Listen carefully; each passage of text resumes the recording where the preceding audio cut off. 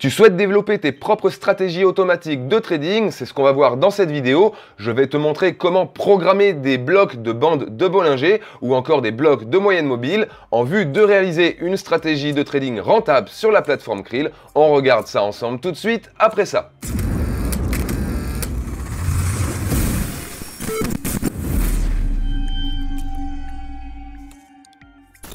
Donc pour ceux qui ne me connaissent pas, moi je m'appelle Kevin Andreasa, je me spécialise depuis environ 2 ans et demi en ce qui concerne la blockchain et ses différentes applications.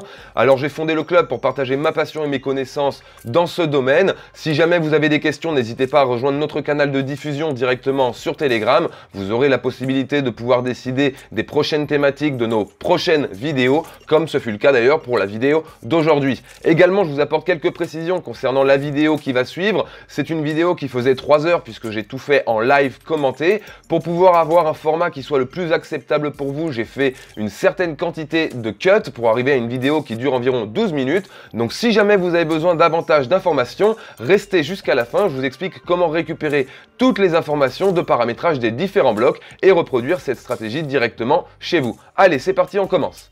Donc on a nos toilettes ici et donc en fait on va essayer de construire une stratégie autour des bandes de Bollinger et des moyennes mobiles.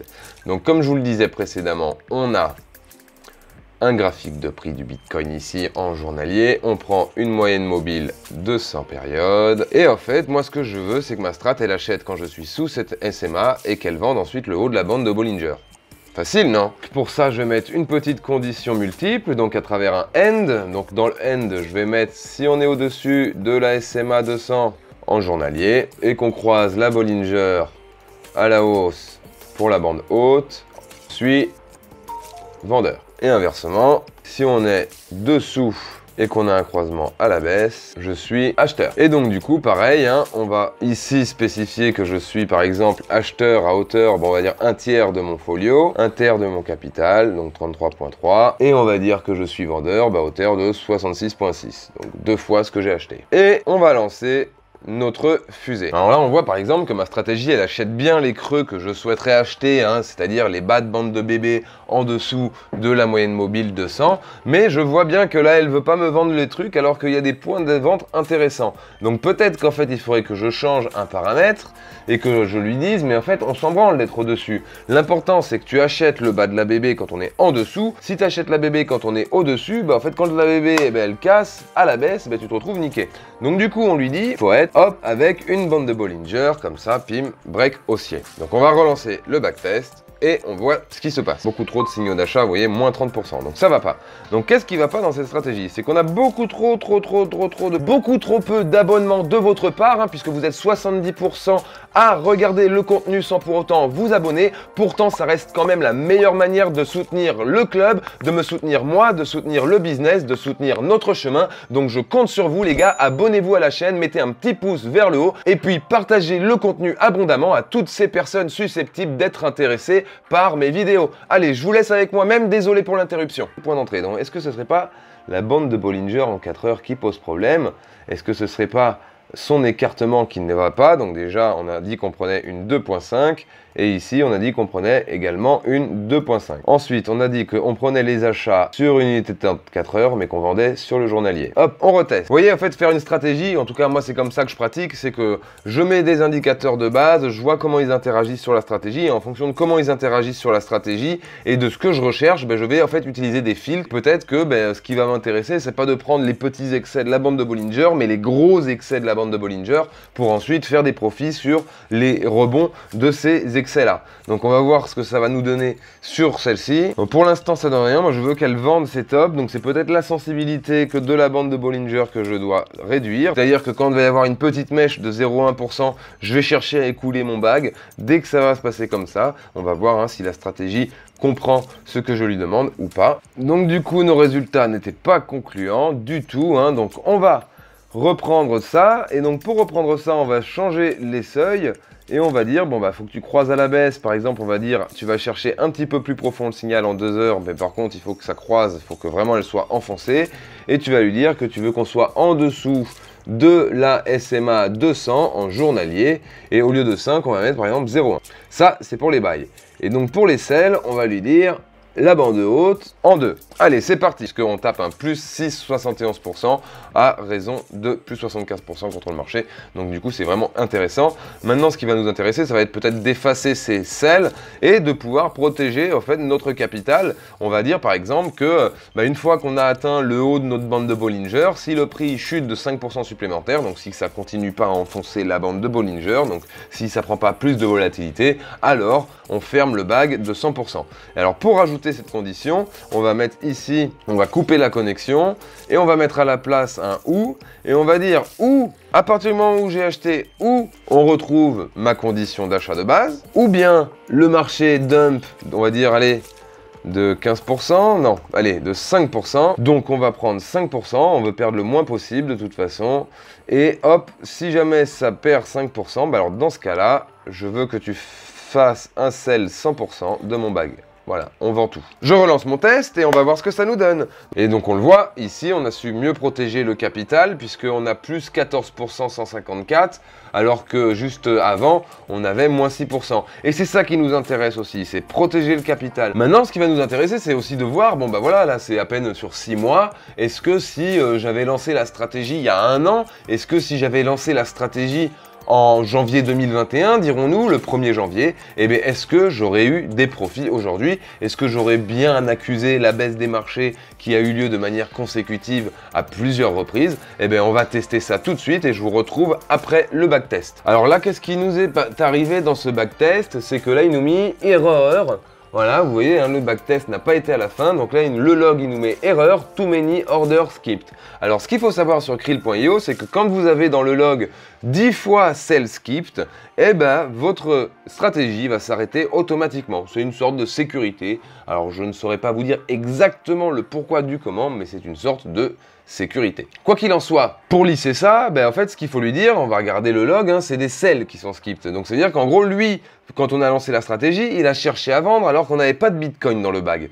Donc, ce qu'on va lui dire, c'est que de toute façon, tu ne vends. On met une petite balance de prix, hein, ça c'est une balance de prix. Donc on va lui dire que si le wallet a plus de 1% de Bitcoin, donc de la devise échangée, alors tu vends.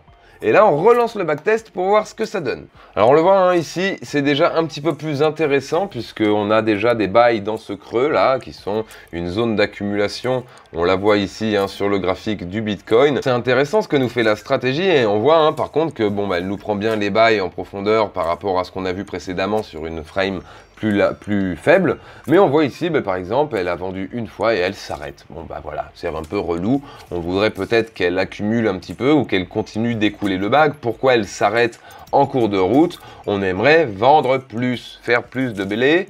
Donc du coup, comment on fait pour lui demander ça? C'est très simple, on va lui dire que une fois qu'il a vendu, il peut aussi revenir sur lui-même. Donc là, vous voyez, hein, on est à plus 23% depuis, on a réussi à conserver pas mal de cap finalement, mais on aurait pu prendre peut-être plus de profit. Et c'est ça, au fait, l'objectif d'une bonne stratégie. Donc, j'ai pas la prétention de dire que cette stratégie est une bonne stratégie. Vous pouvez éventuellement la reproduire chez vous et l'affiner et faire mieux, mais c'est pas, en tout cas, la vocation de cette vidéo. La vocation de cette vidéo, c'est que vous puissiez voir comment on fait pour développer une stratégie basique, et en l'occurrence, cette stratégie, elle est très très simple. Je n'ai pas axé cette vidéo sur la recherche de résultats, sinon sur la possibilité de pouvoir vous montrer que c'est facile de développer des stratégies basiques avec Krill.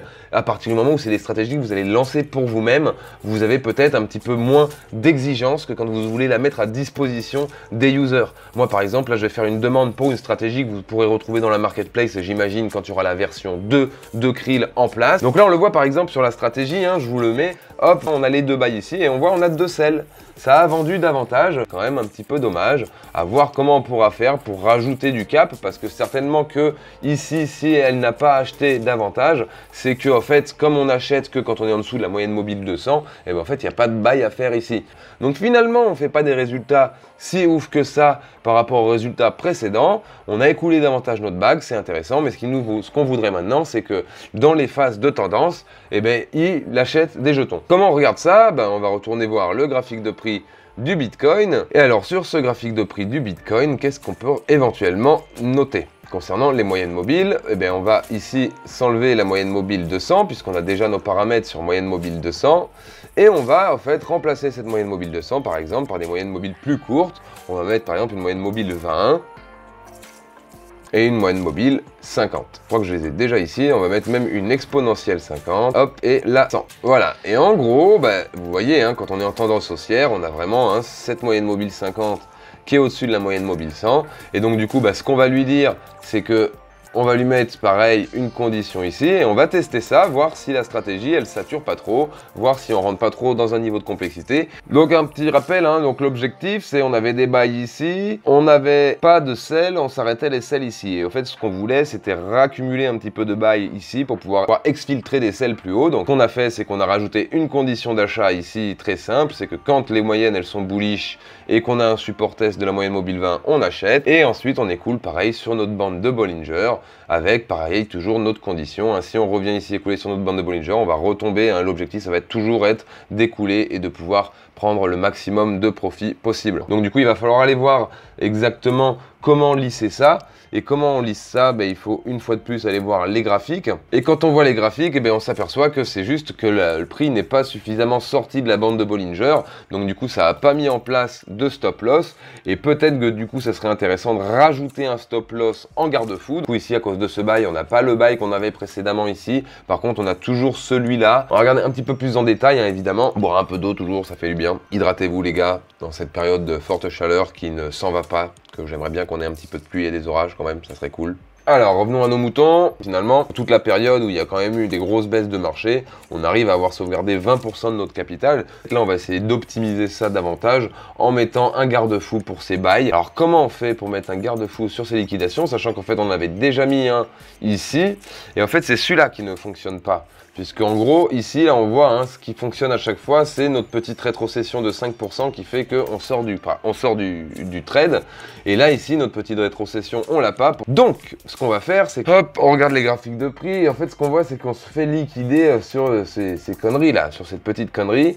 Et en fait, on a le croisement qui intervient qu'après. Peut-être, je dis bien peut-être, qu'en mettant une condition qui dit qu'il ne faut pas qu'on soit à un certain seuil au-dessus de cette moyenne mobile 100 là, ou de cette moyenne mobile 50, puisque regardez, hein, on voit ici, on lui dit c'est la moyenne mobile 50 par rapport à la 100.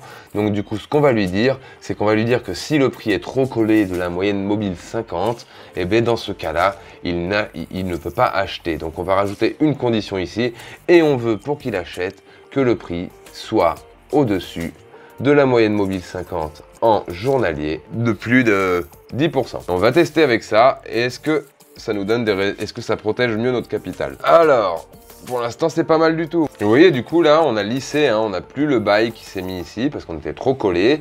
Et par contre, du coup, ça a libéré de l'espace pour rentrer dans des conditions d'achat qu'on a mis ici. Et donc, rentrer à des possibilités différentes. Donc, celui-là, il est risky. Celui-là, il est risky. On aurait pu prendre un bail supplémentaire ici, mais malheureusement on ne l'a pas pris parce que je pense qu'ici il y a eu un bail 100% et les conditions n'étaient pas remplies. Peut-être qu'en réduisant l'écart à la moyenne mobile 50, on pourrait peut-être avoir un bail là qu'on n'aurait pas là. On va voir comment ça va se dégager. Déjà on va terminer ce backtest là. En tout cas pour l'instant c'est très joli à regarder. Moi ça me plaît. On va voir les résultats que ça nous donne. Ah, ça c'est intéressant, vous voyez, hein, 31%, ça c'est très bien. Alors moi ce que j'aimerais tester là, c'est ça en fait, c'est de baisser ça de 5%. Et vous voyez à chaque fois ce que je fais, c'est que je change à peine une condition pour voir ce que ça fait, pour éviter de me perdre dans ma strat. Parce que sinon après, si j'ai changé 3 milliards de fois à deux conditions, comment je peux savoir en fait laquelle est une erreur? Alors c'est pas mal, mais c'est pas ouf. Après on peut toujours lui dire, par exemple ici, au lieu de mettre une multi-condition, on peut dire tout simplement par exemple que s'il y a un support breakdown, résistance break en journalier de la moyenne mobile 50, support pardon, breakdown, hop, alors hasta la vista baby. Donc voilà, écoutez, on a un résultat très satisfaisant. Du coup, je pense que la vidéo est terminée puisque la stratégie est terminée avec. Donc du coup, pour reprendre les différents paramètres qui composent cette stratégie, je vous invite à rejoindre notre canal de diffusion et de nous poser la question directement en commentaire. On vous enverra un imprimé écran avec tout un fichier texte qui reprendra tous les paramètres des différents indicateurs. Je vous laisse évidemment le lien juste en dessous dans la description pour rejoindre notre canal de diffusion. Je vous souhaite de passer une excellente fin de journée et puis je vous dis à dimanche prochain pour une nouvelle vidéo. Ciao!